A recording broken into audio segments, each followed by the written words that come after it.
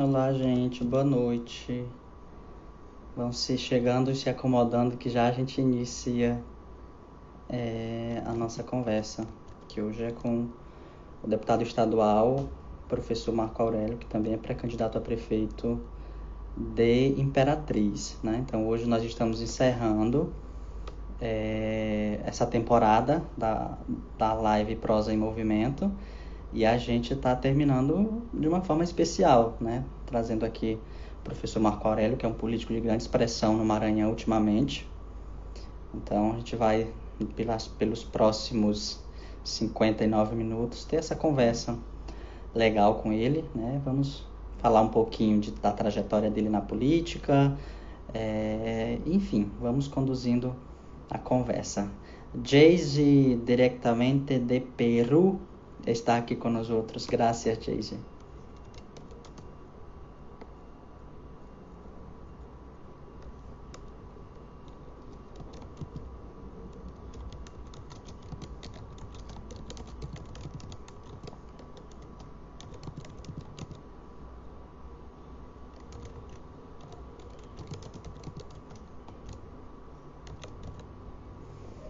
Hola, Jayce, ¿qué tal? ¿Cómo estás tú en Perú en este momento?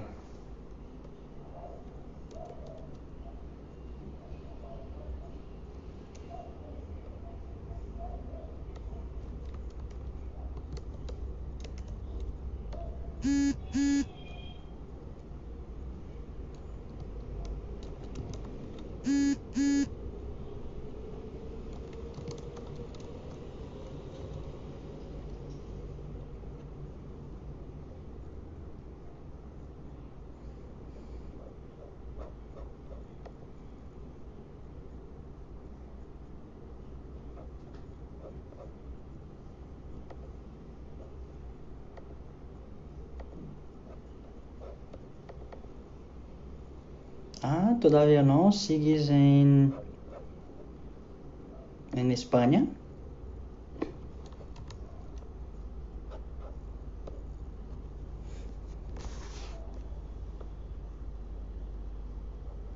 A gente está só aqui aguardando o nosso convidado entrar na live, tá? O deputado estadual, professor Marco Aurélio, e assim que ele entrar, a gente dá início a essa conversa.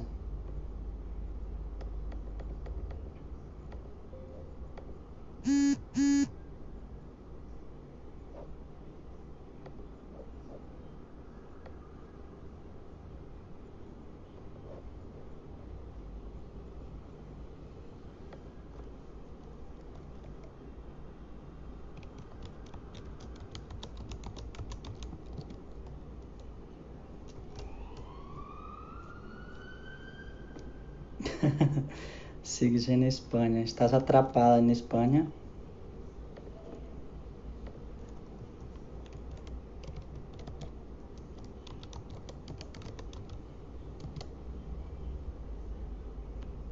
Deixa eu conferir aqui se o nosso convidado não chegou ainda. Não, ainda não chegou.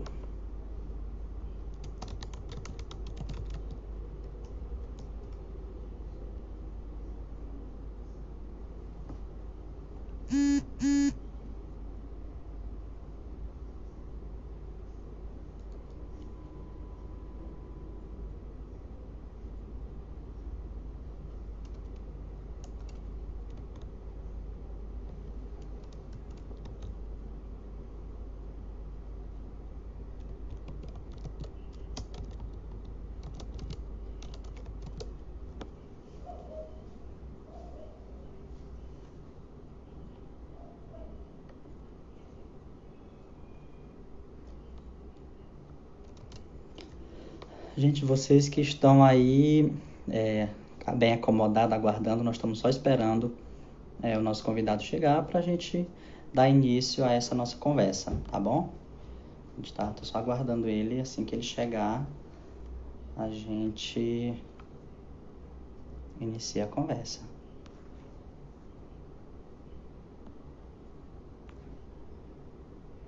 Ele não está online ainda.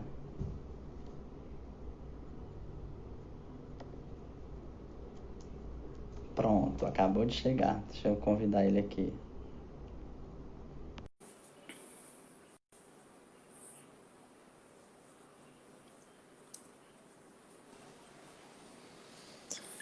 Meu Olá, amigo, boa Domingos. noite.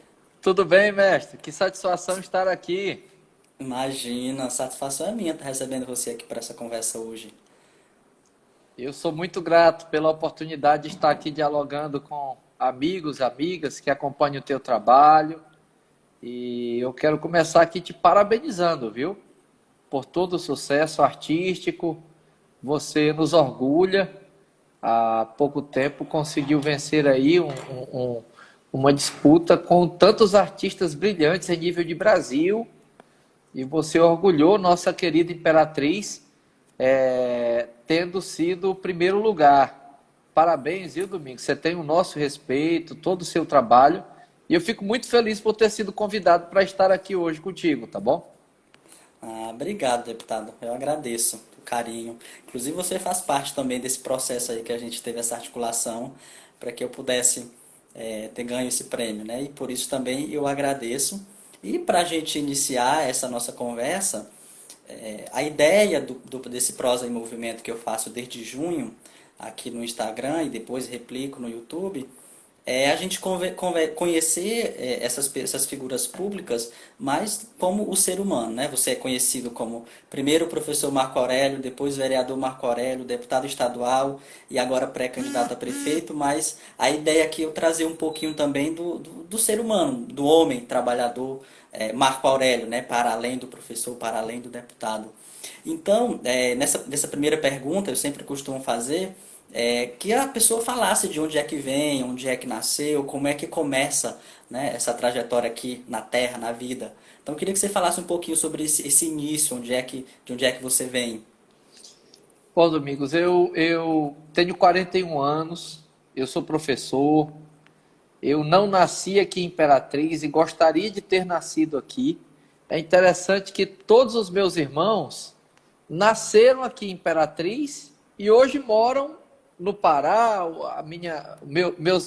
Tenho um irmão que mora no Pará, tenho outra irmã que mora no Pará e outra que mora em Goiânia. Todos nasceram aqui e depois foram embora.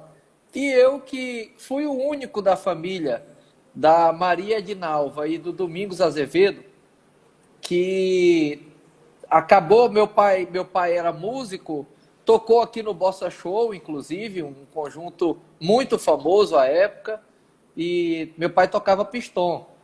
E ele, à época, buscou oportunidade, foi tocar lá para o Pará, Conceição do Araguaia, no estado do Pará. E a minha mãe o acompanhou e eu acabei nascendo lá. Fui fabricado lá e nasci lá e morei até os 17 anos no Pará. Morei até os 7 anos em Conceição do Araguaia, dos 7 aos 14 em São Félix do Xingu, onde meu pai é sepultado, e morei dos 14 aos 17 em Goianésia do Pará. Foi quando, por um sonho da minha mãe, eu lembro isso, sempre que eu dou palestras, eu já tinha desistido de ir para a universidade, eu já tinha desistido de tentar, e minha mãe, uma vez, num diálogo meu com ela, eu falei: mãe, eu vou parar de estudar, vou terminar o terceiro ano. Ela estava costurando, minha mãe era costureira. Falei: mãe, eu estou com 17 anos, eu vou me virar por aqui mesmo. Eu já dava aula de reforço em um turno e ganhava ali um salário. Para um garoto de 17 anos, na realidade daquela cidade à época, eu achava que estava bombando. E eu falei: mãe, eu vou me virar por aqui, vou ficar por aqui mesmo. Ela falou, chorando: meu filho, tudo que eu sonhei foi ver um filho meu formado, sendo respeitado, valorizado. Eu sonhei isso para cada um dos seus irmãos que pararam de estudar. E hoje você vem me dizer isso. Saiba que eu vou me ajoelhar hoje e dizer para Deus que Ele já pode me levar, porque minha vida não vai ter mais nenhuma novidade. E ela falou aquilo chorando, eu falei para ela, mãe, eu falei foi brincando. Eu vou estudar. E naquela decisão, eu vim para a Imperatriz e morar na casa de parentes, e a minha mãe mandava R$ 50 por mês, o cursinho era 90, fui dar aula de reforço, andava todos os dias lá de perto da Caiçara, na Vila Redenção 2, para cá para o centro, a pé, quase todos os dias, a pé, quando não tinha dinheiro para pagar o busão, e foi muito sofrimento, mas foi muito digno. Depois eu passei em vários vestibulares, escolhi ser professor. Minha mãe ficou muito feliz quando soube da minha aprovação. E ali foi o começo de toda essa trajetória em Imperatriz, a cidade que me fez. Minha mãe faleceu, vai fazer 20 anos que minha mãe faleceu, mas ela pôde me ver começando essa trajetória. Ela não me viu formado,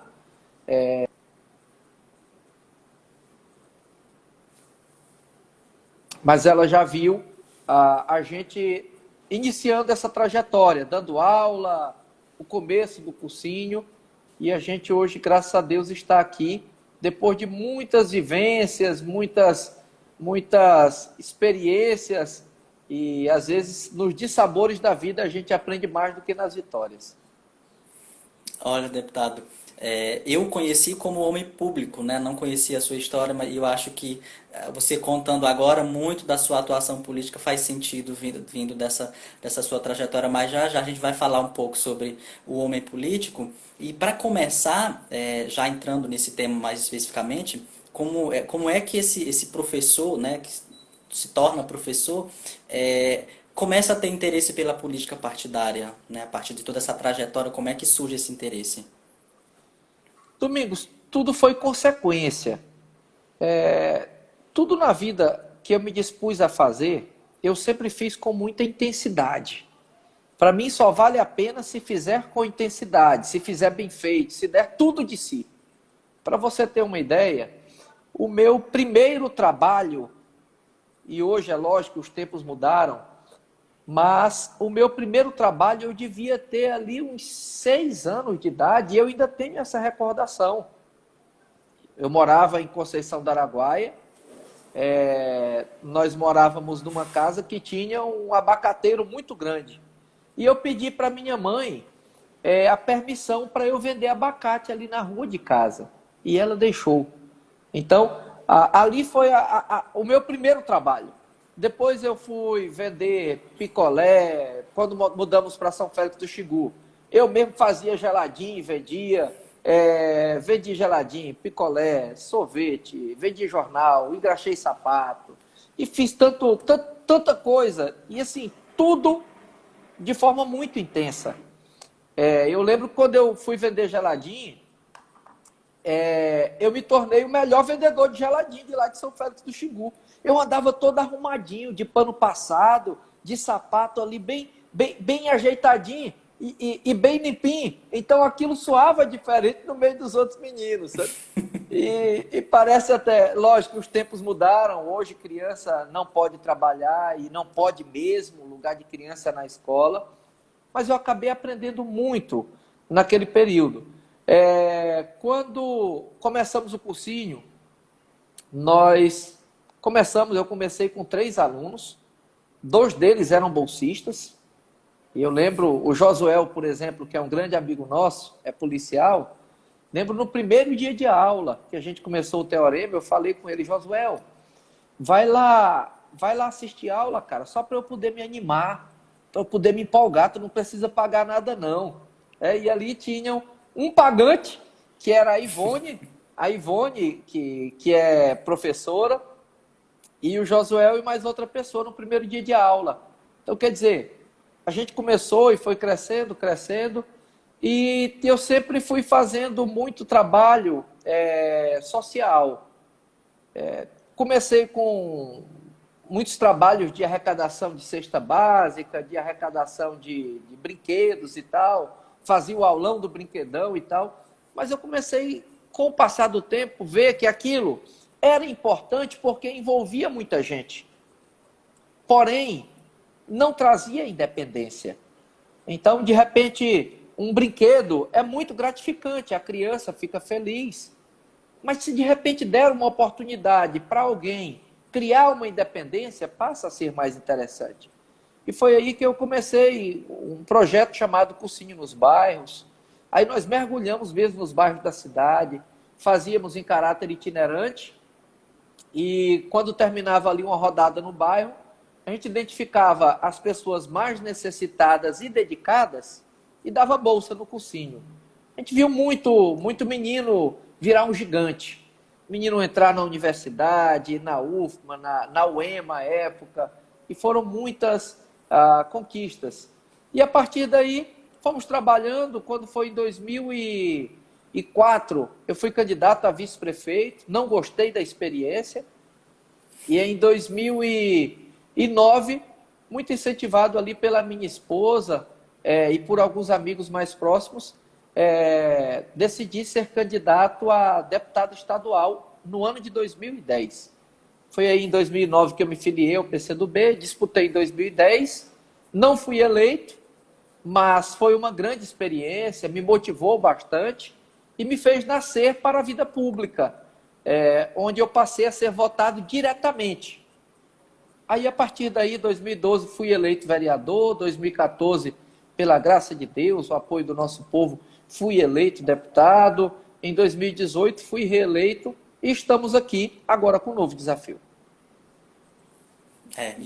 Nós vamos falar sobre esse novo desafio, porque eu acho, quando eu não sou também imperatrizense, fui para Imperatriz justamente para estudar, e é muito curioso, deputado, eu não sei se você tem essa dimensão de como que você se tornou uma referência, né? Assim, por todo esse trabalho que você tem feito, você acabou se tornando uma referência na política, né? Porque a gente vê tantos maus exemplos na política, e aí você é justamente essa referência do fazer a política correta, né? Eu queria saber se você tem essa noção de ser essa referência, porque parece meio ilógico a gente falar isso, porque o ideal era que a política fosse toda honesta, né? Toda bem feita, e você, pelo menos assim, as pessoas com quem já conversamos e o seu nome surge no meio, você sempre é citado como esse político que é o exemplo, né? Agora, com esse novo desafio que você está seguindo, que já a gente vai falar sobre ele, muitas pessoas têm comentado sobre isso. Quando eu divulguei a arte que eu ia lhe entrevistar aqui, muitas pessoas comentaram, né,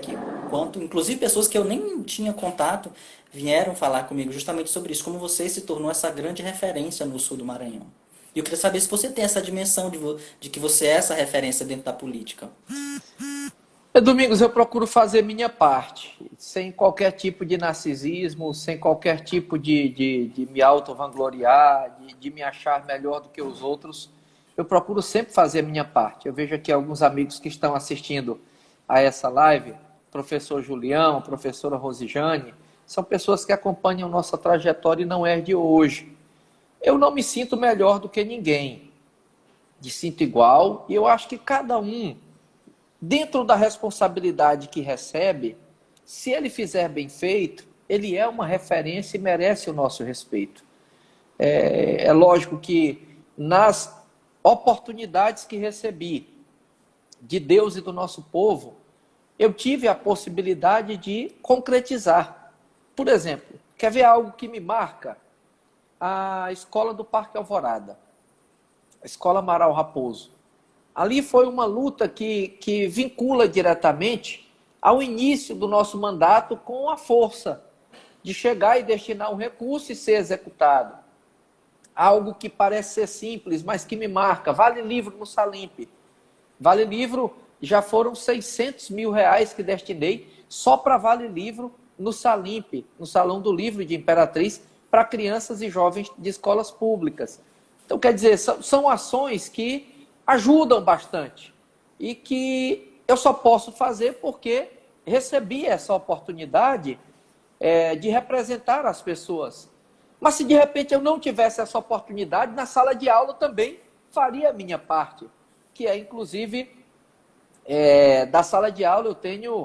Eu tenho histórias fantásticas, assim, de transformar mesmo, de chamar aquele aluno rebelde, aquele aluno bagunçado, que não queria nada e que muita gente dava como perdido, e eu chamar assim mesmo para perto assim, e falar: meu filho, sente bem aqui, bora bater aqui a real. Daquela conversa assim, de você saber assim, ou você perde de vez esse menino, ou ele acorda para a vida, e de repente hoje o menino está formado, e de repente hoje o menino está com uma visão boa a partir daquele relacionamento. Então, eu acho que todo mundo que quer mesmo, de fato, transformar e faz bem feito, é referência. Não me julgo melhor do que ninguém, procuro sempre fazer a minha parte, e tenho aqui dentro de casa um menino que eu quero ser exemplo para ele, Domingos. É o Marco Aurélio Júnior.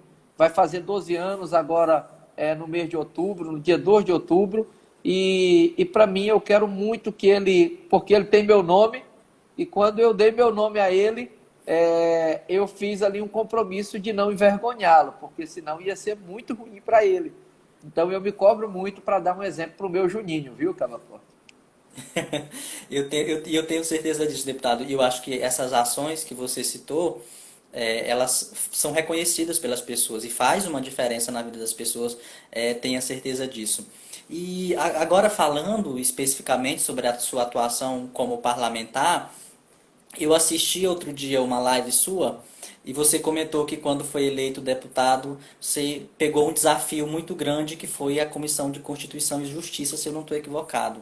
Que você, quando chegou lá, assim, como um deputado estreante, caiu logo no seu colo uma das comissões mais importantes do Legislativo, né, que é quem vai dizer se as leis estão de acordo com a Constituição, se estão dentro da legalidade ou não. E eu queria que você falasse dessa experiência, né, você chegar como deputado, estava vereador em Imperatriz, 2 anos depois sai candidato a deputado estadual, é eleito, e aí chega na Assembleia Legislativa, já tem um desafio grande para, enfim, para conduzir. Foi uma missão que eu jamais imaginava que chegaria a mim. E justamente por ser homem de grupo, a gente recebeu essa missão, à época, pelo então presidente Humberto Coutinho, saudoso Humberto Coutinho, um grande líder do Maranhão, nosso grande amigo, faleceu há 2 anos, pouco mais de 2 anos, 3 anos praticamente, e o doutor Humberto e o então vice-presidente, Otelino Neto, agora presidente, eles me chamaram, falaram: Marco, nós temos aqui uma missão para você. E eu estava me articulando para pegar a presidência de outra comissão. Isso nos primeiros meses do mandato. Eu falei: pois não, presidente Humberto, Otelino. Eles falaram: nós queremos que você vá para a Comissão de Constituição e Justiça. São 7 membros.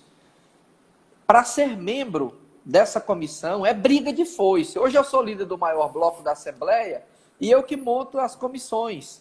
O nosso bloco indica sempre 4 membros dos 7. Nós temos 26 deputados nesse blocão, o Bloco Parlamentar Unidos pelo Maranhão, e eu sei a briga que é para ser membro dessa comissão. E o presidente Humberto e o Otelino chegaram: nós queremos que você vá ser membro. E eu já achei complicado. Eu falei: mas, presidente, eu não sou jurista, eu não posso ser membro. Ele: não, nós queremos que você seja presidente. Eu: não, aí não dá, chefe. Aí não dá, eu não sou jurista. Por que não fulano, que é um jurista? Não, nós queremos você. Nós queremos você, nós acreditamos que você pode desempenhar bastante, que você vai fazer um grande trabalho. E eu fiquei vários dias impressionado com aquilo. Eu: não, mas eu não sou um jurista, mas tem uns consultores legislativos que vão te orientar. Aqui o vereador Ademar Júnior, que é um grande jurista e um grande legislador, sabe dessa responsabilidade. E naquele ano eu aprendi bastante, o ano de 2015. Não pode ser por 2 anos consecutivos. Aí em 2016 eu fui ser presidente de outra comissão e em 2017 eu fui presidente de novo da CCJ. Então foi um trabalho muito gratificante. Aprendi bastante, porque é ali que passa todo o controle de constitucionalidade de todas as matérias da casa, de tudo. Então aprendi bastante, cresci bastante e E me ajudou muito aquela experiência. E, ao mesmo tempo, confirmar que ser de grupo tem ali as suas responsabilidades e tem também a questão de você saber que não está só. Foi confiada uma responsabilidade muito grande a mim e eu desenvolvi bem e me fez crescer bastante. E toda esse trânsito que a gente conseguiu, seja na Assembleia ou junto ao governo, por exemplo, ontem eu estive em reunião com 3 secretários do governo do Estado. Então, todo esse trânsito que a gente conseguiu não é individualmente para a gente se sobressair em relação aos demais, é para reforçar a nossa região.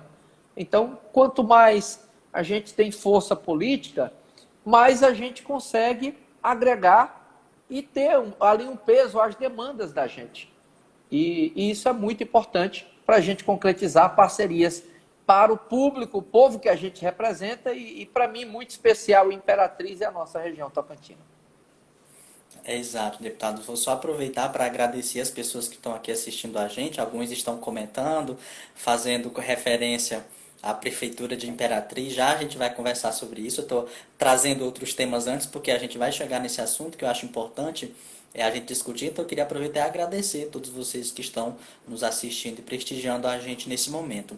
Bom, deputado, você falou sobre o trânsito no meio político, que é algo que de fato você precisa construir, né? E a gente percebe que você tem uma relação, até mesmo por fazer parte do mesmo partido, muito próxima com o governador Flávio Dino, né? A gente vê isso, às vezes que o governador vai à Imperatriz, você sempre é uma figura que está junto dele, né? Nessa parte de acolhimento, e a gente percebe que tem esse respeito do governo do estado com você, porque eu acho que você, dentre as figuras políticas do sul do Maranhão, é uma das referências quando se trata principalmente de Imperatriz. O governador Flávio Dino, que se tornou um paradigma na história política do Maranhão, uma mudança de fazer política no estado que se vinha aí perdurando da forma mais brutal, no sentido negativo da coisa, e Flávio Dino chegou, deu uma mudada. Queria que você falasse como é que é essa relação sua, enquanto parlamentar, com o governador no que diz respeito às necessidades de Imperatriz. Domingos, é uma pergunta muito interessante, porque me lembra toda uma história. E é isso que eu tenho, nesse momento, sendo pré-candidato a prefeito, tem um grupo grande com a gente, muitos pré-candidatos a vereadores, muitas lideranças. Quero cumprimentar aqui a Lúcia Martins, que está aqui assistindo também, comentando aqui nessa live. Imagina só, quando você constrói algo, quando você constrói junto, quando você acredita, ainda que no momento difícil. Com Flávio Dino, nós disputamos em 2010. Tanto ele quanto eu não fomos eleitos. Com Flávio Dino, nós disputamos em 2014 e fomos eleitos. Com Flávio Dino, nós disputamos em 2018, fomos eleitos, tanto ele quanto eu. Então, há uma sinergia, há uma parceria. Não é de hoje e sem forçação de barra. Há uma confiança mútua. E isso ajudou bastante, porque o governador sabe muito bem da nossa seriedade, do nosso trabalho. E quando eu vou levar alguma demanda a ele, eu nunca pedi nada para mim. Eu não preciso nada individual para mim. Graças a Deus, o que Deus me dá me é suficiente. O que eu faço de demanda é coletiva. Quando eu levo um pleito, então, eu não levo um pleito individual. Ele sabe que eu levo uma demanda do nosso povo, da cidade, da região. Por exemplo, te dizer aqui uma história aqui, de onde que surgiu essa questão do restaurante popular e universitário. Eu, vendo a necessidade, o governador tinha feito ali um compromisso, ainda quando da criação da UEMA-Sul. E aí a UEMA-Sul expandiu, criou novas salas, novos espaços, reitoria, pró-reitoria e tal, e não tinha mais onde construir o restaurante universitário, ali naquela sede, ali na Godofredo.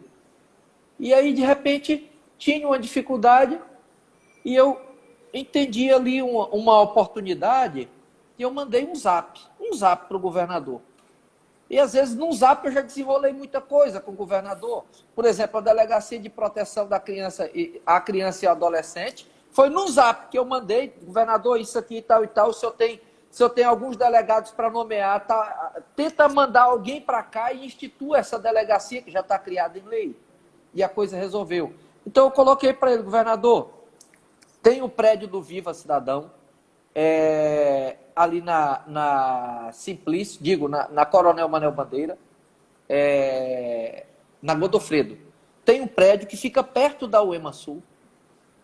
E se o senhor colocar lá esse restaurante popular, esse restaurante universitário, e abrir para a comunidade, o senhor consegue atender as duas demandas. Coloca cotas para os universitários e abra para a comunidade. E cria o primeiro restaurante popular e universitário. Ele falou, gostei da ideia. Fale com o presidente do Viva Procon e fale também com o secretário das sedes. E com a reitora da UEMA Sul. Aí lá vou eu buscar o caminho jurídico, convencer todo mundo de que era o caminho, e ao final deu certo. Pá! Emplacou a ideia. O primeiro do estado, que a galera universitária até batizou de RU Pop. RU Pop. Então, quer dizer, com o Flávio a gente tem essa parceria, não é de hoje, uma confiança, e a quem de repente queira, nesse momento polarizado que o Brasil está, e Imperatriz não é diferente, há vozes que se alvoroçam para querer intimidar essa parceria, como se Flávio Dino fosse ruim para a Imperatriz, como se, de repente, o Flávio Dino fosse uma pessoa maquista aqui em Imperatriz. Eu bato no peito, esse Flávio Dino, no pior momento dele, ele teve 70% dos votos de Imperatriz. Imperatriz ama Flávio Dino. No pior momento, Flávio Dino teve 69%, para não arredondar. 69% que foi em 2018. Imagina o tamanho de uma liderança dessas. A pessoa ter quase 70% dos votos da cidade. E aqui ele fez tantas obras importantes, eu cito a UEMA Sul, concluiu e colocou em funcionamento com excelência o macro-regional, a Beira Rio, calçadão, mais de 100 quilômetros de asfalto, tantas obras importantes para a nossa cidade, reforma de praças, investimentos em infraestrutura, investimentos em abastecimento de água.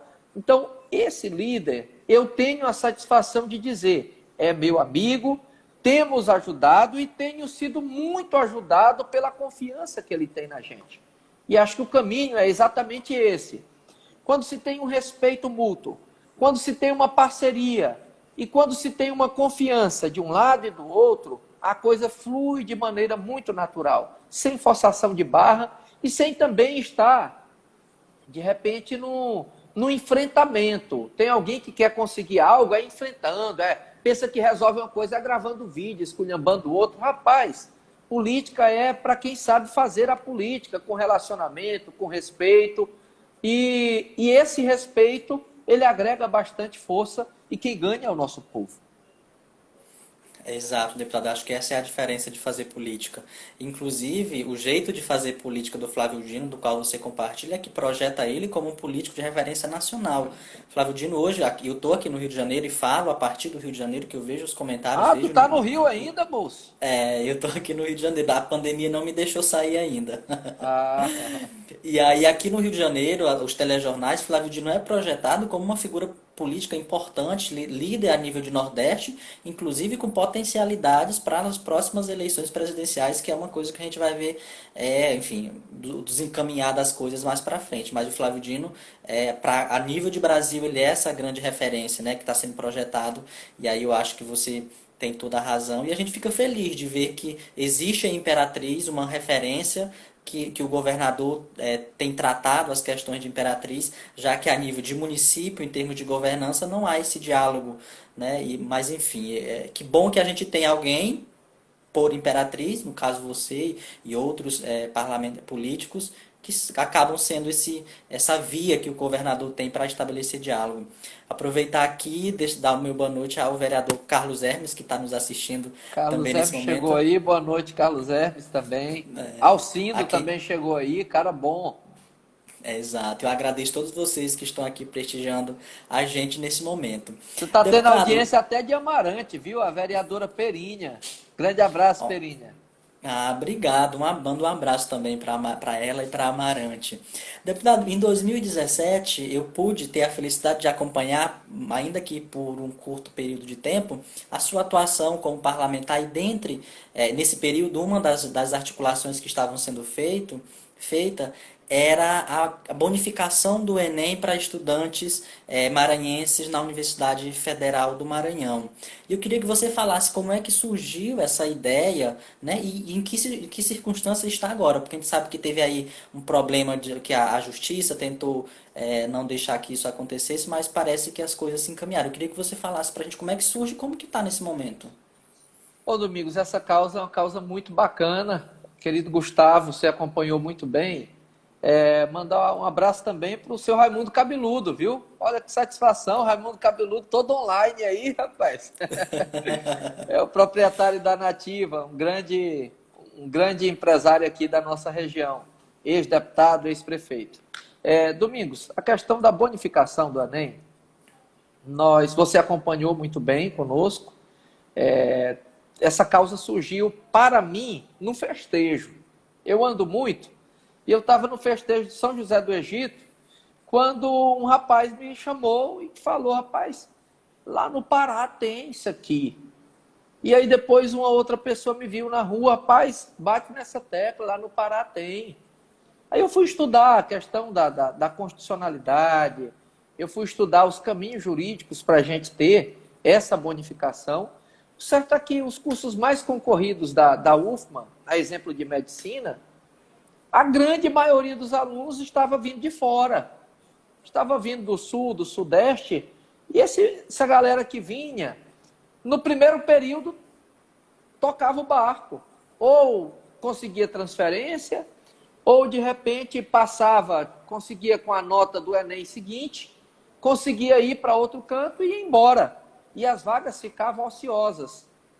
Depois a UFMA ia fazer seleção para preencher as vagas ociosas, e até nessa nova seleção vinha mais gente de fora do que os daqui. Era uma coisa que não fechava. E aí não é subestimar a gente como povo. Mas, poxa, o Pará tem política afirmativa de bonificação, Pernambuco, Rio Grande do Norte, e tantas outras universidades. E eu comecei essa causa sozinho, rapaz, lá na Assembleia. Não é matéria para a gente legislar, já que a universidade é federal. Mas eu fui falando, então, com a reitoria da UFMA, à época o Natalino Salgado, e hoje é ele de novo. Começamos a tratativa, depois a reitora Naí Portela, e com ela a coisa andou. E a gente avançou bastante, mas foram 4 anos tentando. 4 anos. Lá, depois de 3 anos, conseguimos convencer a universidade, a audiência pública aqui em Imperatriz, audiência gigante, participação dos estudantes, participação dos pais, dos professores, dos cursinhos. E partiu de Imperatriz essa causa. E a gente convenceu o Maranhão. E a gente avançou. A UFMA votou, à época, o Conselho de Ensino, Pesquisa e Extensão, e aprovou uma bonificação de 20% nas notas do Enem para quem estudou no Maranhão, do 9º ano até o 3º ano do ensino médio. Só que o MPF entrou com uma ação na Justiça Federal e a bonificação caiu em primeiro grau. Um juiz de primeiro grau, juiz federal, acabou derrubando a bonificação, mas nós não paramos. A Assembleia Legislativa, a essa época, já tinha um grupo imenso de deputados apoiando, depois desses 3 anos de debate. Cito o deputado Bira, que foi muito incisivo, vários outros companheiros, dentre eles o presidente da Assembleia, que deu todo o apoio. E a Assembleia fez parte desse processo, se habilitou no processo como amicus curiae, que é exatamente para subsidiar, para reforçar, e avançamos. E nós conseguimos uma liminar no TRF1, no Tribunal Regional Federal da Primeira Região, em Brasília. E já há vários anos é realidade. O que antes tinha, de repente, de uma turma de 40 alunos, tinha, de repente, 4 daqui de Imperatriz, hoje, cerca da metade dos alunos são daqui. Cerca da metade dos alunos são do Maranhão. Antes eram só 4 do Maranhão, de 40. Hoje é metade, algumas turmas é mais da metade, e à época a UFMA aprovou a bonificação de 20% em todos os níveis, tanto na ampla concorrência quanto nas cotas.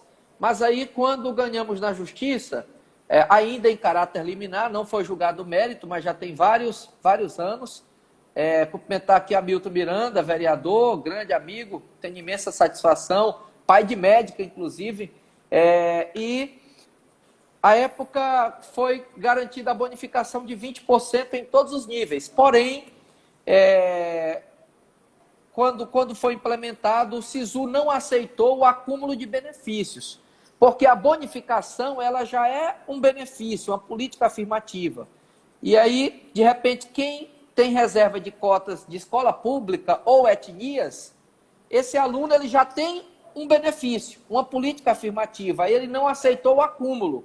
Então, ele colocou só na ampla concorrência, e aí quem quer vir ganhar a bonificação, ele tem que ir para a ampla. Pode ser o da escola pública ou de etnia, mas ele tem que ir para a ampla para ter a bonificação. O certo é que já corrigiu uma injustiça muito grande, e muitos alunos daqui do nosso estado, de modo muito especial de Imperatriz, hoje são beneficiados com essa política afirmativa, e que eu bato assim no peito, valeu a pena, e agradeço sempre à Universidade Federal do Maranhão e todos os professores da UFMA aqui que ajudaram muito, professora Ana Lígia, Robson e tantos outros, porque é uma luta que valeu a pena, e a gente vai ter muitos médicos daqui, e não só médicos, mas de outros cursos também, mas que depois a gente sabe que quando se formarem vão ficar aqui, porque aqui que é o lugar deles, aqui que é a casa deles. Exatamente, deputado. E eu acho que é uma causa que a gente tem que atribuir a personalidade de quem que foi idealizando isso, né? Acho que tem vários outros projetos, como a própria o EMASul de Imperatriz, que há que dar mérito aos seus esforços para ter conseguido colocar em prática esses projetos, né? Que cada vez mais enaltecem a região, não só Imperatriz, porque Imperatriz atende toda essa região. E agora, já tem muitas pessoas comentando aqui, chamando de o prefeito, que a Imperatriz precisa de um homem com esse perfil, né? Eu acho que, pelo menos vendo esse momento à distância, deputado, eu acho que você conseguiu fazer algo que está sendo muito difícil de se fazer no Brasil, que é criar coalizões, frentes amplas, suprapartidárias. Você, como um político, sabe disso muito bem, que a nível de Brasil há essa polaridade política em que, né, as figuras dos partidos não estão conseguindo dialogar. E eu tenho acompanhado, inclusive participado de algumas das reuniões que você tem realizado nessa articulação dessa sua pré-candidatura a prefeito de Imperatriz, e eu percebo que você tem conseguido fazer isso, né? Conseguido trazer pessoas de partidos diferentes, inclusive de pensamentos políticos diferentes, para formar uma coalizão em prol de Imperatriz. E eu queria que você falasse para a gente, como você falou anteriormente, que o interesse para entrar na política foi consequência, né? Foi surgindo. Eu queria saber se essa postulação a prefeito de Imperatriz também é essa consequência, e como é que você conseguiu reunir pessoas de campos políticos tão diferentes em prol de uma pré-candidatura ainda nesse momento? Domingos, não é fácil essa missão. Não é fácil, tem que ter muito diálogo e tem que ser, acima de tudo, construído a partir de um compromisso coletivo, a partir de um conteúdo programático. Se for colocar personalizado, você não consegue juntar. Então, a causa que hoje estamos representando, a causa que hoje caminhamos com tantos parceiros, amigos e amigas, cidadãos que amam a Imperatriz, ela está para além da minha pessoa, está para além do meu partido, o PCdoB, está para além do nosso campo político, porque ela foca a cidade. Nós temos pessoas que nos apoiam. Tu imagina, por exemplo, eu lembro sempre de, você ter uma ideia, situações assim bem polarizadas. No dia do lançamento do nosso movimento Imperatriz Pode Mais, que foi dia 31 de agosto, nós tínhamos no mesmo palanque pessoas ligadas ao movimento dos trabalhadores rurais, e no mesmo palanque estava lá o Ferrari, presidente do Sim Rural. Entendeu? Então, é uma capacidade que a gente tem que ter de agregar, mas tudo isso, quem nos traz essa possibilidade É a rotina de diálogos, sobretudo, o pensamento e a ação focada na cidade de Imperatriz. Eu digo sempre para os nossos amigos, tanto os de esquerda quanto os de direita, que no nosso campo tem partidos de direita e a gente vai avançar ainda mais nessa aliança, que o nosso conteúdo programático é Imperatriz.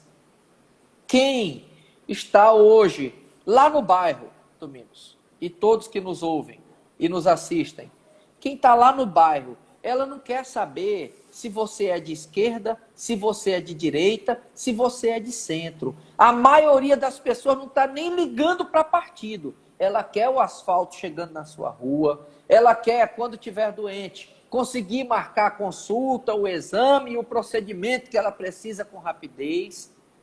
A pessoa quer garantir ali a possibilidade de uma empregabilidade, por isso tem que ter uma gestão que proporcione essa movimentação, que dê forças à iniciativa privada. É isso que quer. A pessoa quer resultado, quer uma educação de qualidade.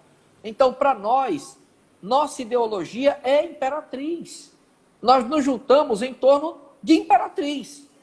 E aí tem gente que pensa de um jeito, tem gente que pensa de outro jeito, mas todo mundo quer o bem de Imperatriz. Nós juntamos essas pessoas, esses amigos, amigas, e estamos há quase um ano dialogando com as pessoas, falando desse projeto Imperatriz Pode Mais. E assim, tem quem faça negando a política. E nós afirmamos a política. Porque de repente é muito fácil chegar, negar, dizer que nada presta e tal, mas eu acho que nós precisamos afirmar a boa política, nós precisamos discutir a cidade, e isso é muito importante, porque às vezes, quando se perde essa capacidade de discussão de conteúdos programáticos, de um plano de governo, às vezes começa a entrar em querelas pessoais ou polarizações ideológicas que nebulam todo um cenário de debate e a cidade perde a oportunidade de discutir o que precisava discutir. Então é por isso que nós juntamos tantas pessoas boas e vamos continuar ainda mais.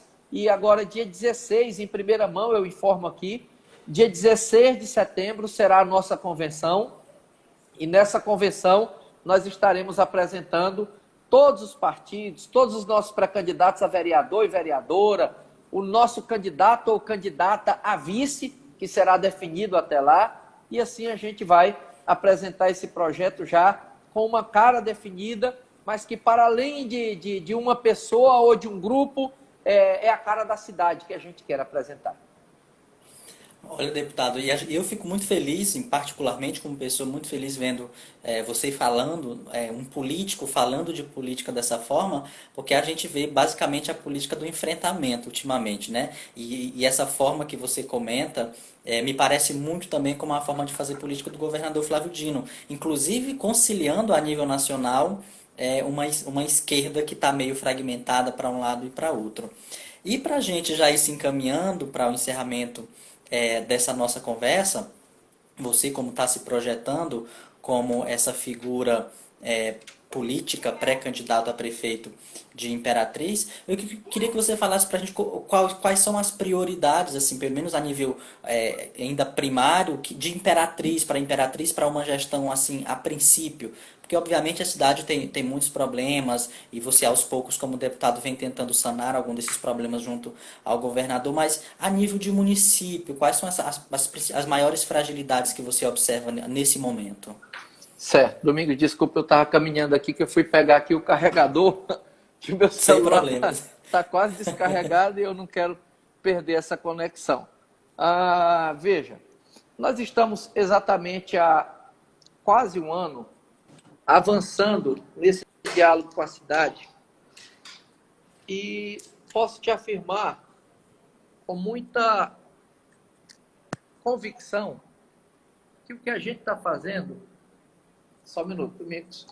Tudo bem. Deu certo. Agora eu não perco a conexão. Que o que a gente está fazendo é o correto, que é ouvir as pessoas, ouvir as comunidades. Nesse quase um ano, nós paramos no momento mais difícil da pandemia, nós suspendemos todas as atividades, mas nós juntamos eu, o deputado Rio do Amaral, secretário Cleiton Noleiro, pastor Porto, os mais diversos companheiros e companheiras que integram esse nosso projeto, lideranças, vereadores que hoje já exercem mandato, pré-candidatos a vereadores, e nós mergulhamos nos bairros. Nós ouvimos bastante a comunidade. Nós temos recebido reivindicações as mais diversas possíveis. E fomos formatando o nosso plano de governo. Esse plano de governo nosso, nós ouvimos comunidade, ouvimos lideranças, ouvimos profissionais de cada área. Por exemplo, na educação, nós ouvimos inúmeros professores e professoras, ouvimos gestores, fomos a Sobral estudar o modelo da educação, da gestão da educação de Sobral, que conferiu a ela o mérito do maior IDEB do Brasil, de uma cidade que é menor do que a Imperatriz e tem uma rede de escolas de tempo integral. Então, fomos estudar tudo isso. Na saúde, nós juntamos inúmeros gestores da saúde, enfermeiros, médicos, pessoas que atuam diretamente lá na atenção primária, e fomos formular na parte de geração de emprego, por exemplo. Posso te citar aqui uma das pessoas que nos ajudou, que tem nos ajudado nessa elaboração do plano de governo, além do Josiano, que coordena. Por exemplo, tem uma pessoa que não é do meu campo político, não é do nosso campo político, mas é um cara que eu acho assim com uma visão muito boa. E eu fui bater um papo com ele. É um grande empregador de Imperatriz, dois, na verdade, que estão nos ajudando aí a pensar ideias que ajudem na geração de emprego. O Joey, da Maxul, ele não é do meu campo político, mas é um cara que gosta da cidade, é um cidadão de bem, um cara que gera emprego, um cara que tem uma visão muito boa. O Leocádio, lá da Malhas Kid. Quer dizer, algo muito plural. E a gente começou a ouvir as pessoas e formatando o plano de governo. O plano de governo que nós vamos registrar logo no final do mês de setembro será um compromisso nosso que vem de uma construção coletiva, ampla, mergulhada mesmo na sociedade. O desafio da infraestrutura de Imperatriz nos chama uma atenção para além do trivial, requer um planejamento, requer uma perspectiva de busca de algo maior do que a capacidade do próprio município. Requer busca de parcerias e até mesmo de viabilidade de projetos maiores para a cidade. Requer também uma preocupação com o meio ambiente, com a comunidade, essa questão dos alagamentos, das enchentes. É algo que precisa ser enfrentado com um planejamento sério, precisa ser pensado. E é possível também fazer mais na questão da infraestrutura.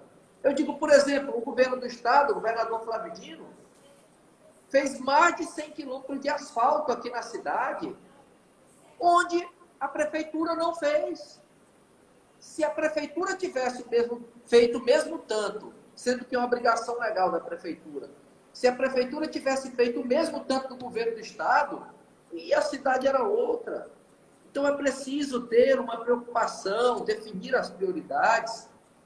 Na saúde, nós temos elencado pontos que ajudarão a melhorar a saúde. E nós vamos lançar agora, na próxima semana, o nosso plano de governo da saúde, as nossas propostas, que não está finalizado, mas a gente lança o que a gente ouviu nesse tempo todo, meses e meses, e foi elaborando. E a partir daí a gente vai continuar a discussão ampliada com a comunidade e a gente vai apresentar para a cidade esse plano, de modo, Domingos, que nós discutimos a cidade. E nós queremos que o ambiente da campanha eleitoral ele seja exatamente para isto, para discutir a cidade, para discutir os problemas da cidade. e não ficar com um ambiente de confusão. Há quem queira criar, nesse momento político, confusão, porque na confusão se perde o foco daquilo que se precisa discutir. Há quem queira confusão. Nós queremos focar no propósito para a cidade. Nós nos preparamos para isso. Nós temos um time bom, de pessoas boas, pessoas que gostam da cidade, pessoas nas mais diversas áreas que pensam a cidade. E a gente está discutindo e a gente vai, dentro em breve, quando começar a campanha eleitoral, focar nesse propósito de discussão. E eu sei que a cidade merece essa seriedade, porque quando você faz compromisso, está claro esse compromisso, depois que é eleito, a sociedade sabe o que cobrar. Mas se de repente não promete nada e fica ali no ambiente de discussão e só de brigas, de confusão, aí depois, quando ganha, você não tem o que cobrar. Porque você não recebeu nenhuma promessa. Aí você não pode cobrar. Então, nós queremos exatamente, com muita transparência, com muita serenidade, depois de quase um ano discutindo, a gente tem algo a apresentar para a cidade. E é referendado em todo o trabalho da nossa vida, de tantas lutas que nós já concretizamos e das parcerias que nós temos. Nós temos um lado, o lado do povo, temos um time bom, pessoas do bem, e esse apoio do governador Flávio Dino, do senador Everton, de tantos deputados que nos ajudam, mas de modo muito especial do nosso povo. Esse nós temos que buscar. E pela graça de Deus, nós vamos levar essa mensagem com muita humildade e com muita alegria. É isso, deputado. Infelizmente, o nosso tempo está se encaminhando para o fim e eu queria aproveitar para agradecer muito a sua disponibilidade para estar aqui conversando com a gente nesse momento, né? Porque, inclusive, eu queria aproveitar e deixar aqui um depoimento que eu acho que revela um pouquinho da personalidade política do deputado Marco Aurélio. Quando eu iniciei esse programa aqui toda quarta-feira, eu convidei o deputado no início de junho para estar aqui conversando com a gente, ele prontamente aceitou, mas como estava no auge da pandemia, ele foi muito sincero comigo, ele pediu para que a gente colocasse mais para frente, porque ele não achava adequado naquele momento em que a cidade estava passando por um grande sofrimento, ele vir falar de política aqui com a gente. E eu já tinha um profundo respeito pela figura política do deputado Marco Aurélio, e aquilo me fez ter um respeito maior ainda, porque eu percebi que ali tinha um ser humano que estava preocupado com outros seres humanos naquele momento e estava empenhado a trabalhar por isso. Então, deputado, eu queria aproveitar e, mais uma vez, agradecer você por ter aceito o nosso convite, ter estado aqui durante essa quase uma hora batendo esse papo conosco. Domingos, muito obrigado. Eu não vou me estender, porque eu sei que live no Insta, quando dá uma hora, ela cai. Obrigado de coração. Agradeço a todos pela paciência em ter nos assistido aqui. Agradeço ao seu convite. Não vou te desejar nos palcos aí dos teatros do mundo todo que você quebre a perna. Eu vou te desejar muita felicidade, muito sucesso e você nos enche de orgulho, viu? Toda vez que você subir num palco, saiba que você nos representa, tá bom, Domingos? Todo o material que você produzir, toda a arte que você criar, saiba que você nos representa, nós temos um grande orgulho de você. Uma boa noite a você, uma boa noite a todos. Muito obrigado. Obrigado, deputado. Boa noite a todos também. Até mais.